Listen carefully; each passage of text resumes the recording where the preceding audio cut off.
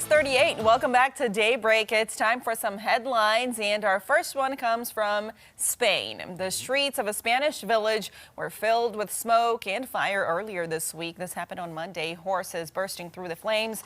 This is part of an annual festival that happens there, and they do this because they think it started in the 18th century, and the reason is so they have these bonfires on the street, all along the street, and they run the horses through it so that it protects the horses from disease. That's where the tradition comes from. Not everyone does it. The challenge is you get as close to the fire as you can, and some riders ride through the fire and said to protect the horses from getting sick or if they're sick with something. So yeah, it's an old tradition, and they do that. I would just walk through fire, you'll be all right. Yeah, some of those horses, not some more willing than others. It looks yeah, like. poor babies. Jeez. Sure. They can borrow my shoes. Yeah. They're like, why are we doing this? We can just go around it. Yeah, leaping right over, something like that. Yeah. It's gonna be brave to do that.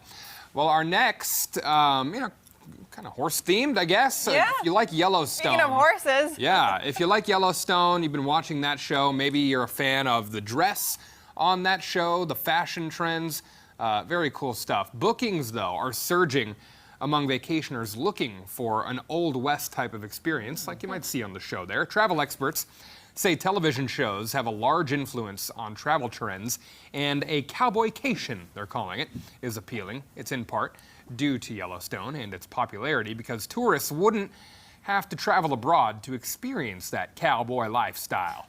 Popular destinations include Texas, Montana, and Wyoming. In addition to tourism, it appears the show also influencing clothes. So I would do that. if you see us with pearl snaps on or some boots in here. A normal Saturday night for me, I mean, that's just what I like to wear. Yeah, there you go. Cowboy hat on. Cowboy boots and everything. That's the thing. My Wranglers. people who have, who live in Montana or Texas, who that's their lifestyle already, they are saying, guys, it's been cool all along, and now you think it's cool because of a show. We're gonna jump on the bandwagon. But I like that shows like this will show us a different style, a different lifestyle, or a different state, or just anything different that you might not have otherwise been exposed to. So it opens your horizons to know, what, that's actually pretty cool. Maybe we'll ditch these for bolo ties. One of these days. Ditch our cars for horses, maybe. Yeah, they're hitched I rode up. it on my horse this morning. I mean, Yeah, we can do that. We'll see. Our final headline this morning comes from the NFL. The Kansas City Chiefs. It's a big week. They're hosting the Jacksonville Jaguars this Saturday for the AFC Divisional Playoff. This comes after the Jags completed a 27-point comeback against the Chargers last week. So they'll visit Arrowhead for the second time this year. This is footage from that first meeting where Kansas City beat the Jags 27-17. Tickets to the game for this Saturday, sitting right around $200 right now, according to Ticketmaster. But the NFL already making tickets available to a potential game next week between the Chiefs and Bills, which would be held at a neutral site game, so they're selling these tickets a little early. That would be held in Atlanta. Of course, the Chiefs and Bills both need to win for that to happen this week. So we'll focus on the Jaguars for now, Chiefs fans. That game this Saturday at 3:30 on NBC. A lot of fun games last weekend, and sure to be similar as both teams, or all 4 teams left, or 8 teams left, sorry, please, my math is bad.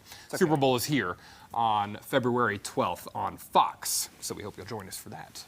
So a lot of NFL left, a lot of football left to be played, folks. Should be a good game. Jaguars, Trevor Lawrence played a better second half, 4 touchdowns. Pretty good. Should be a lot of fun. Coming up next, a last look at your full forecast. It is a rainy Wednesday out there. Savannah's going to lay it out for you next.